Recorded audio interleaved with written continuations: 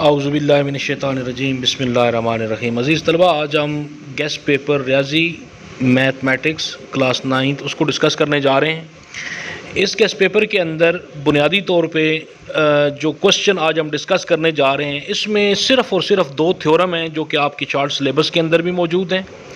तो इसका कवी इम्कान है कि 2 थ्योरम हैं तो दोनों ही आपके सिलेबस में इंशाल्लाह और पेपर के अंदर ये आएंगे। तो इन थ्योरम को डिस्कस करने के बाद मेन डेफिनेशंस हैं जो सबसे इम्पॉर्टेंट पूरी बुक्स में से डेफिनेशन चार्ट सिलेबस के मुताबिक जो इम्पॉर्टेंट हैं उनको आज हम डिस्कस करेंगे। तो आज के इस लेक्चर का आगाज़ हम करने जा रहे हैं अपने थ्योरम नंबर 1 पे, जो 12 चैप्टर का 12वें चैप्टर का थ्योरम पहला थ्योरम है। तो इसकी जो स्टेटमेंट है, पहले इंग्लिश मीडियम जो है वो स्टेटमेंट जो है बच्चे वो सुन लें।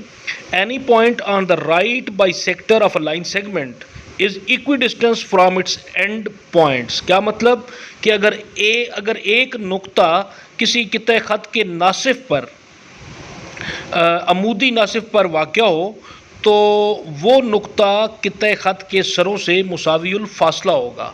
यानी कि अगर एक किसी भी कित्ते ख़त को कोई एक परपेंडिकुलर अमूद अगर उसको कता करता है, उसको बाइसेक्ट करता है, तो वो उसको 2 बराबर हिस्सों में तकसीम कर देता है। बुनियादी तौर पे हमारा जो स्टेटमेंट है वो ये है। तो स्क्रीन के ऊपर आपको दिखाई दे रहा होगा, इसमें जो गिवन है हमारे पास एक LM ख़त है। LM ख़त जो आपको स्क्रीन के ऊपर दिखाई दे रहा होगा, ये बेसिकली कित्ते ख़त जो आपके पास है स्ट्रेट लाइन AB को वो बाइसेक्ट कर रहा है, कता कर रहा है किस पॉइंट के ऊपर, C पॉइंट के ऊपर। तो अब सबसे इम्पॉर्टेंट एक बात आपने याद रखनी है कि जब भी थ्योरम पढ़ना है आपने, थ्योरम को याद करने का आसान तरीका ये है कि आपने थ्योरम को समझने के लिए आपने कोई इस किस्म की कंस्ट्रक्शन करनी है कि वो किसी न किसी तरीके से वो ट्रायंगल बन जाए, और फिर ट्रायंगल भी वो आपस में 2 ट्रायंगल्स बन जाएं, और फिर ट्रायंगल्स को आपने कंपैरिजन करना है, मवाजना करना है। मवाजना करने के साथ साथ जो है आप नीचे उसको प्रूव भी करते जाएंगे, और ट्रायंगल की हर साइड को, हर ज़िले को दूसरी अकॉर्डिंगली जो करस्पॉन्डिंग इजला हैं उनसे आपने मवाजना करने के बाद एंड पे आपने नतीजा निकालना है कि किसी न किसी पोस्टुलेट्स की वजह से जो ये नीचे आप इसकी स्टेटमेंट के अंदर ज़िला जाविया ज़िला कंग्रेंट टू ज़िला जाविया ज़िला, यानी कि एक ज़िला और 2 जावियों की बुनियाद पर एक ट्रायंगल और दूसरी ट्रायंगल, चूँकि दोनों आपस में कंग्रेंट हैं, मुतमासिल हैं, नियरली इक्वल टू हैं, उस बिना पे ये क्या हो सकता है कि ये वेरीफाई आप कर सकते हैं। आप ज़रा देखिए, जो गिवन है हमारे पास मालूम है, गिवन है कि एक ख़त LM जो कि कित्ते ख़त AB को C नुक्ते के ऊपर इंटरसेक्ट कर रहा है। तो इस दौरान फिर क्या होगा कि जो पोर्शन बनेंगे, यानी कि जो पोर्शन बनेंगे इस AB के, वो एक पोर्शन बन जाएगा AC और दूसरा बन जाएगा CB। दोनों आपस में नियरली इक्वल टू हैं, कंग्रेंट हैं, मुतमासिल हैं। जबकि LM जो है ये AB के ऊपर क्या है, परपेंडिकुलर है। ये आपने स्टेटमेंट के अंदर ये हमें चीज़ दी हुई है और हमने लिख दिया। अब मतलूब क्या है, हमें जो हमने टू प्रूफ करना है वो ये करना है कि ये जो PA है, PA और PB, ये जो 2 साइड्स हैं आपके पास PA और दूसरी साइड PB, ये आपस में नियरली इक्वल टू हैं। कंस्ट्रक्शन क्या की हमने, P एक नुक्ता ले लिया और LM पर, और P को नुकात A और B से मिला दिया तो 2 ट्रायंगल्स बन गई। अब 2 ट्रायंगल्स के दरमियान मुताबिकत है, क्रॉसपॉन्डेंस है। कौन कौन सी बयानात के नीचे आप देख रहे हैं कि एक ट्रायंगल ACP और दूसरी BCP, इनमें जो AC है, AC वो ज़ाहिर है दूसरी तरफ BC की इक्वल है, नियरली इक्वल टू है, कंग्रेंट है। तो ये चीज़ हमें गिवन थी कि ये दोनों आपस में जो कितना ख़त है ये 2 बराबर हिस्सों में तकसीम हो रहा है। फिर उसके बाद एंगल को देखें, पहला एंगल जो है वो C एंगल है।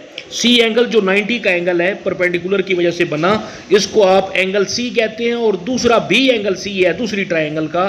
तो ये दोनों के दोनों आपस में जो हैं वो क्या हैं, वो नियरली इक्वल टू हैं। तो इस C एंगल को आप पहली ट्रायंगल का ACP भी कह सकते हैं और दूसरी ट्रायंगल के एंगल को BCP भी कह सकते हैं। जो सेंटर वाला पॉइंट है ये एंगल को जाहिर कर रहा है।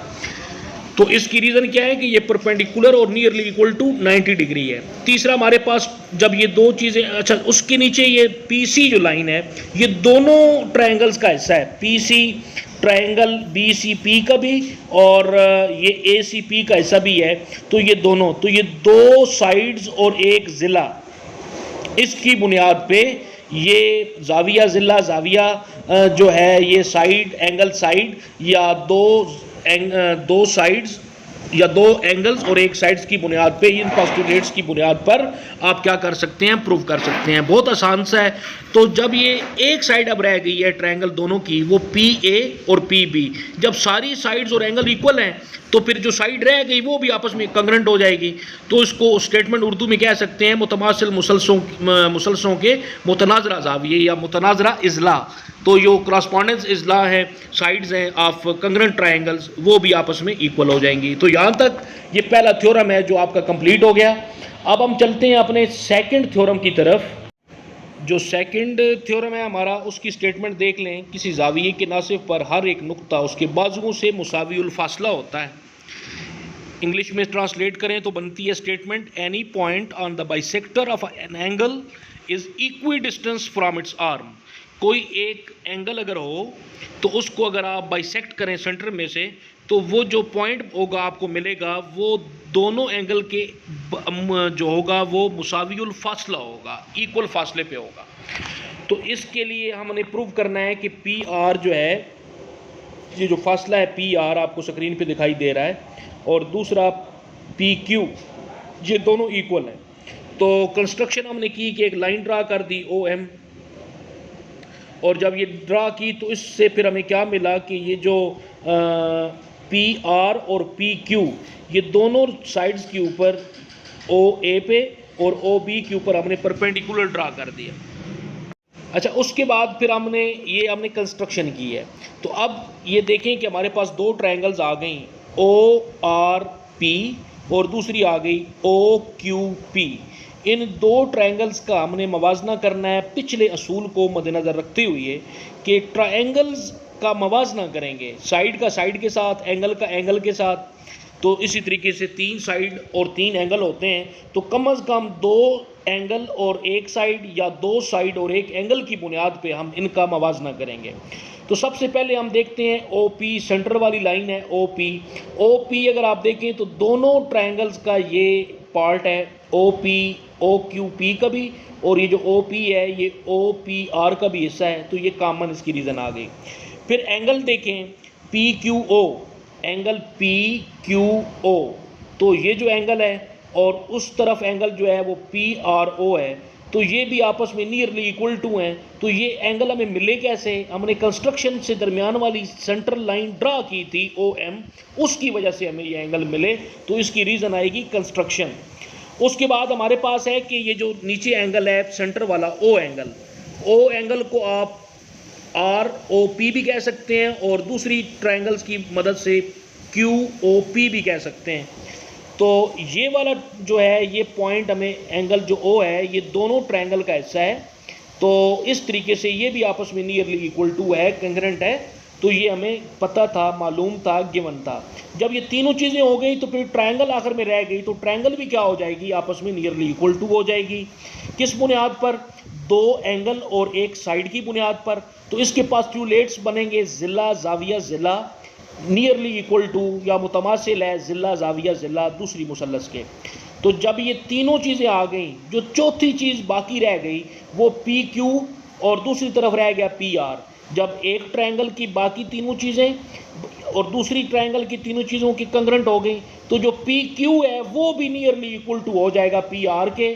तो यही हमने प्रूव करना था। और इसकी वजह क्या थी कि ये कंग्रेंट ट्रायंगल के जो करस्पॉन्डिंग एंगल्स हैं, यानी कि मुतमासिल मुसलसलों के मुतनाज़रा इज़ला की वजह से ये प्रूव हो गया। अब चलते हैं डेफिनेशन की तरफ। अच्छा जी, इसमें हमारी जो पहली डेफिनेशंस हैं ये तो दो थ्योरम है ऊपर हम डिस्कस कर चुके हैं।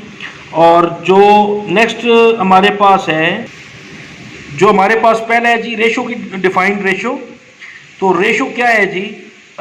रेशो की डेफिनेशन है ऐसा अददी तल्लक जो एक मिकदार और दूसरी मिकदार का कौन सा हिस्सा ये बताता है कि ये वो दूसरी मकदार के उस हिस्से के कितने गुना है। इट्स मीन कि रेशो अगर दो वैल्यूज हैं ए और बी, तो या इसको ए बाई बी भी कह सकते हैं, is the comparison of two alike quantities A and B of called the element of the ratio, इनको आप निस्बत कहते हैं। दूसरा हमारे पास है प्रोपोर्शन क्या होती है, तो इक्वालिटीज ऑफ टू रेशोज, यानी कि दो निस्बतों के बराबरी के तल्लक को तनासुब कहते हैं। बड़ी सिंपल सी डेफिनेशन है। नेक्स्ट है हमारे पास मसला फिसागोरस की तारीफ करें, जिसको पैथागोरस इक्वेशन भी या थ्योरम भी कहते हैं। तो कोई भी अगर आपके पास राइट एंगल ट्रायंगल हो और उसका जो फार्मूला बनेगा, उसका जो फार्मूला बनेगा वो बनेगा, जो उसका हाइपोटेन्यूज है उसका स्क्वायर वो इक्वल टू होता है परपेंडिकुलर के स्क्वायर के, और दूसरा प्लस बेस के स्क्वायर के, तो उसको आप पैथागोरस इक्वेशन कहते हैं। दूसरा आपके पास है bisector of a line segment. इसका मतलब होता है कि कितने खत की अमूदी नासिफ की तारीफ करें। ऐसा खत जो किसी नुक्ते पर अमूद भी हो और उसके वस्ती नुकात में से भी गुजरे, खत का अमूदी नासिफ कहलाता है। इंग्लिश में क्या कहेंगे, a line is called a right bisector of a line segment if there is perpendicular to the line segment and passes through its mid points. तो ये डायग्राम भी बनी हुई है, दो बराबर हिस्सों में तकसीम कर रहा है। दूसरा क्वेश्चन है defined bisector of an angle. अभी इसका थ्योरम भी पढ़ा था आपने 12th चैप्टर का, जो 4th थ्योरम है कि एंगल को जो दो बराबर हिस्सों में तकसीम कर दे, इसको कह सकते हैं कि ऐसी शुआ जो जाविये को दो बराबर हिस्सों में तकसीम करती है, जाविये का नासिफ कहलाती है। इंग्लिश में कहेंगे कि अ रे is called bisector of a line segment if it is divides the angle into two equal parts. Next हमारे पास है स्केलेन ट्रायंगल। मुख्तलिफुल इज़ला मुसल्लस की तारीफ करें। ऐसी मुसल्लस जिसके तमाम इज़ला लंबाई में मुख्तलिफ हों, डिफरेंट हों, उसको आप मुख्तलिफुल इज़ला भी कहते हैं और स्केलिन ट्रायंगल भी कहते हैं। आइसोसेलेस ट्रायंगल है नेक्स्ट, ऐसी मुसल्लस जिसकी कोई सी दो साइड्स आपस में बराबर हों और तीसरी जो साइड है वो पहली दो साइड से मुख्तलिफ हो, उसको आइसोसेलेस या इसको मुसावियुस साकैन भी कहा जाता है। नेक्स्ट क्वेश्चन है हम ख़त नुकात की तारीफ करें। तो ऐसे नुकात जो एक ही ख़त पर वाक़ हों हम ख़त नुकात कहलाते हैं।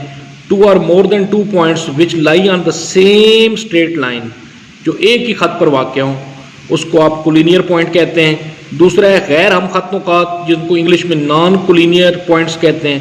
जो एक ही ख़त पर वाक़ नहीं होंगे वो नॉन कोलिनियर पॉइंट कहलाएंगे। नेक्स्ट है जी मुसावियुल इज़ला की तारीफ करें। मुसावियुल इज़ला मुसल्लस की equilateral triangle. The triangle is called equilateral if the length of all the three sides of the triangle are same. जिसकी तीनों इज़ला आपस में बराबर होंगे उसको आप कहेंगे मुसावियुल इज़ला मुसल्लस। नीचे डिस्टेंस फार्मूला है। डिस्टेंस फार्मूला का आप देख रहे हैं, इसको आप देख भी ले स्क्रीन के ऊपर। x2 माइनस x1 इसका whole square plus y2 minus 1 इसका होल स्क्वायर, और उसके ऊपर फिर है जी अंडर रूट है। तो इस तरीके से आप ये फार्मूला है, और ये 9th चैप्टर के अंदर इससे रिलेटेड पेपर में क्वेश्चन भी आने हैं, तो ये आपका जो होगा वो क्वेश्चन होगा। नेक्स्ट क्वेश्चन है आपके पास कार्टेशियन प्लेन क्या होता है, जिसको आप मस्तवी या कार्तीसी मस्तवी भी कहते हैं। तो ये डेफिनेशन इंग्लिश में पहले देख लें। The Cartesian plane establishes 1-to-1 correspondence between the set of order pair, और ऑर्डर पेयर नीचे दिया हुआ है। यानी कि कार्तीसी मस्तवी एक ऐसी मस्तवी है जो ये जो ऑर्डर पेयर दिया हुआ है आर इंटू आर, इनके मुरतब जोड़ो और कार्तीसी मस्तवी के नुकात के दरमियान 1 और 1 का ताल्लुक 1-into-1 का ताल्लुक कायम करती है। तो इसको कार्टेशियन प्लेन कहते हैं। नीचे मुरतब जोड़े क्या होते हैं? मुरतब जोड़े दो कोई सी हकीकी नंबर्स हों x और y, उनका एक जोड़ा जिसको आप x y की सूरत में लिखें मुरतब जोड़ा कहलाता है, जिसमें इसके अरकान x और y को एक मुकर्रर खास तरतीब या असूल के मुताबिक दर्ज किया गया हो। An order pair of real number of x and y is a pair, जिसको आप x और y की शक्ल में ब्रैकेट की सूरत में आपको स्क्रीन पे दिखाई दे रहा है, आप इस सूरत में आप लिखते हैं, इसको आप बोलते हैं which element are written in specific order. नीचे इनइक्वालिटीज गैर मुसावात क्या होती है जी? Let a and b be the real number then a is greater than b if the difference of A minus B is positive, तो इसको आप गैर मुसावात कहते हैं, जिसमें इक्वल का साइन ना हो। फ़र्ज़ करें ए और बी हकीकी अदाद हैं, अगर इनका फ़र्क ए माइनस बी मुस्बत हो तो ए अदद बी से बड़ा होगा, और इसको गैर मुसावात को हम इक्वल का साइन नहीं यूज़ करते, इक्वल के अलावा less than, greater than, less than, greater than के सिंबल से ज़ाहिर करते हैं। एंटी लॉगरिथम क्या होता है?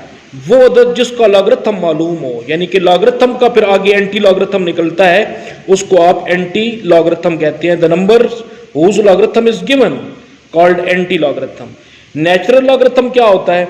The logarithm with base e are known as natural logarithm. इसका मतलब क्या हुआ कि एक साइंटिस्ट था जिसने इसको इन्वेंट किया था, उसका नाम था जॉन नेपियर। उसने असास ई वाली लॉगरिथम की कुछ जदवलें तैयार की थी, जिनको आप नेचुरल लॉगरिथम कहते हैं या कुदरती लॉगरिथम कहते हैं। क्वेश्चन 2-3 रह गए, इनको डिस्कस कर लें। नातिक एदाद जिसको रैशनल नंबर कहते हैं, वो वैल्यू या वो एदाद जिनको P बाई Q की शक्ल में लिखा जाए, यानी कि बट्टी की शक्ल में लिख दिया जाए। The number which can be written in the form of P by Q are called rational number. और गैर नातिक कौन से होते हैं? जिनको आप P बाई Q की शक्ल में नहीं लिख सकते, वो इर्रेशनल होते हैं, और शर्त इनके लिए ये हो कि ये दोनों सही अदाद हों, रियल नंबर्स हों, और Q which is Q not equal to 0 भी हो। अच्छा, इसमें फिर एक और चीज़ आ गई, एक डेफिनेशन आएगी आपकी। सिमेट्रिक कॉलब क्या होते हैं? ऐसे कॉलब जिनका अगर ट्रांसपोज लिया जाए तो वो ए के करीब आ जाए, वो सिमेट्रिक होगा। और स्क्यू सिमेट्रिक कौन सा होगा? कि अगर एक कॉलब हो, कोई एक मैट्रिक्स हो, उसका अगर ट्रांसपोज लें और वो माइनस ए के बराबर आए, तो उसको आप क्या बोलते हैं? स्क्यू सिमेट्रिक मैट्रिक्स कहते हैं। तो अजीज तलबा, ये कुछ क्वेश्चन थे, इनको ज़रा एक नज़र स्क्रीन के ऊपर देख भी लें। मैं थोड़ा सा इसको पेज को आपको दिखाता हूँ स्क्रीन के ऊपर। इस स्क्रीन की मदद से आप इसको रोक के और बार बार इसको व्यू भी कर सकते हैं, अपने पास नोट भी कर सकते हैं नोट्स की सूरत में। तो ये रहा आज का हमारी क्लास, और एक डेफिनेशन इंतहाई इंपॉर्टेंट है। ये डेफिनेशन आपके पेपर में भी आ सकती हैं और आप इससे भरपूर इस्तिफादा भी हासिल कर सकते हैं। नेक्स्ट चैप्टर और नेक्स्ट सब्जेक्ट की जो वीडियोस होंगी इंशाल्लाह अकॉर्डिंगली आपको साथ साथ मिलती रहेंगी। तो उम्मीद है कि आप इनसे भरपूर फ़ायदा हासिल करने की कोशिश करेंगे और इसको अपनी प्रैक्टिस में लाएंगे और इनको अच्छे तरीके से प्रिपेयर करेंगे। इजाज़त चाहेंगे जी। अल्लाह।